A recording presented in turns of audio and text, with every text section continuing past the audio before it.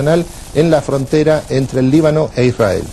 Lo segundo, se ratifica la plena vigencia de la resolución 1559 del Consejo de Seguridad de las Naciones Unidas de noviembre del 2004, que establece que las milicias libanesas deben ser desarmadas y en primer lugar Hezbollah. En segundo lugar, que el Estado del Líbano debe recuperar el ejercicio de la totalidad de su soberanía sobre todo su territorio, comenzando por la zona sur. Y en tercer lugar, y este es un punto de especial importancia, lo que se decide allí es que la convocatoria al cese el fuego no tiene un carácter inmediato sino urgente. Y todo esto condicionado a que la paz que se alcance como consecuencia de este proceso que comienza con el cese del fuego tenga un carácter sustentable de largo plazo. Todos esos son eufemismos para referirse a la necesidad de que Hezbollah se retire del sur del Líbano y sea desarmado como fuerza política militar. En estas condiciones es que Israel tiene un amplio campo de acción para llevar a cabo la campaña militar que tiene entre manos. ¿Ahora es probable que esto ocurra? Han pasado 2 semanas y no hay de parte ni de la Conferencia Internacional ni del Consejo de Seguridad una intimación para un inmediato cese el fuego. Lo que en otros términos esto significa es que el cuadro político donde se desarrolla este conflicto es un cuadro político que muestra a Hezbollah aislada dentro del Líbano y aislado internacionalmente. Pero aislado internacionalmente, pero no de Irán o de Siria, por ejemplo. No, por supuesto. Los iraníes y los sirios, junto con Hamas y Hezbollah, conforman este cuarteto del terror, integrado por 2 estados, por un semi-estado y por un estado dentro de un estado, que en conjunto han lanzado una ofensiva contra Israel en primera instancia. Pero esto es importante destacarlo. Creo que más genéricamente Irán, activando a sus agentes o lacayos en Gaza y en Beirut, lo que hizo fue enviarle un mensaje a la comunidad internacional de que no se entrometan con su programa nuclear porque tiene la capacidad de incendiar al Medio Oriente en cuanto quiera. No hay que olvidar que entre los 2 incidentes, el de Gaza y el del Líbano, medió una declaración pública de los iraníes donde repudiaba el ultimátum que le había dado la comunidad internacional para responder a propósito de una oferta de cesar su programa nuclear. Lo que repudió no es el ultimátum en sí, sino la fecha que le habían dado para responder, ¿no?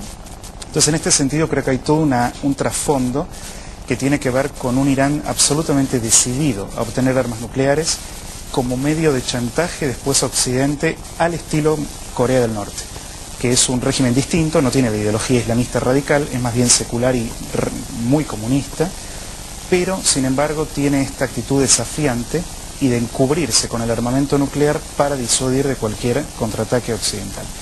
Yo creo en este sentido que Irán está buscando lo mismo, obtener el arma nuclear, que por un lado para Israel es un peligro cierto y real, porque particularmente presidente iraní Ahmadinejad anunció públicamente en más de una ocasión su decisión de borrar a Israel del mapa. Estas son las palabras exactas que él usó.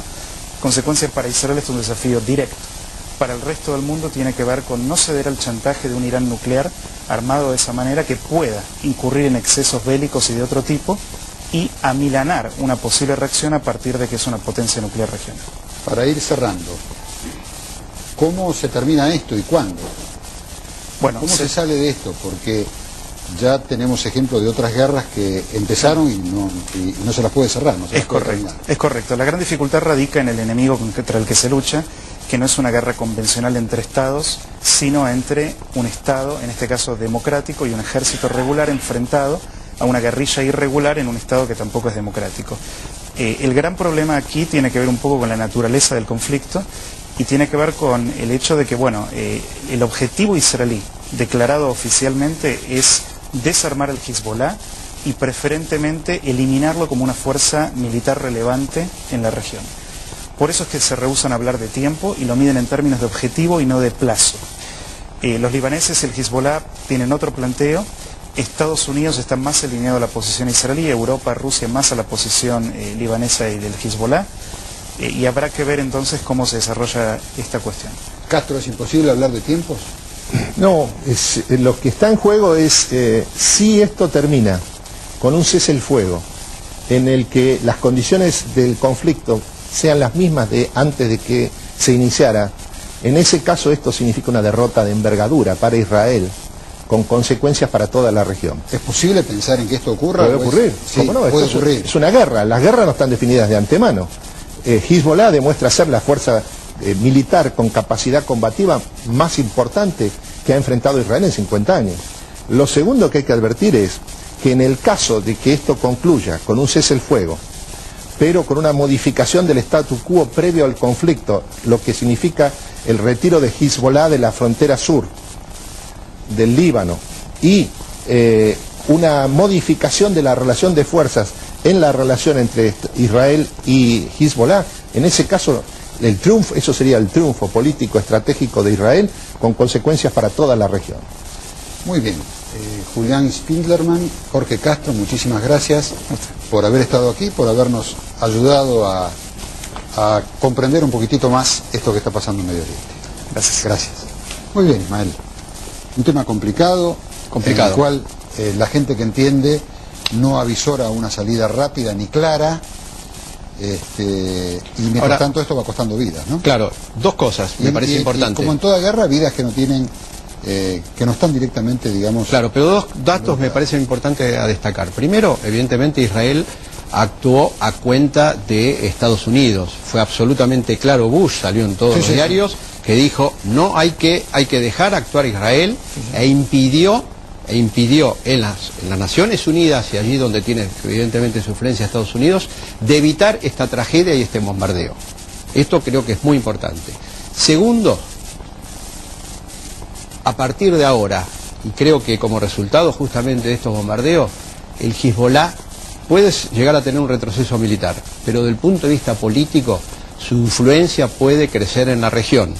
No olvidemos que es una posibilidad. Es una posibilidad, porque ese bombardeo que hemos visto en fotos y a través de la televisión de la población del Líbano es algo imborrable por muchas generaciones. Todavía Estados Unidos no pudo salir de Irak y entonces se ha creado ahora otra situación compleja dentro del Medio Oriente. Esperemos que se pueda terminar pronto y bueno, y de la mejor manera posible y con el menor costo de vidas posible, que en definitiva es lo importante, pero ya se ve que no es fácil. No es fácil. Bueno, esto fue todo por hoy y el próximo domingo, bueno, volvemos a reencontrarnos. Muchísimas gracias.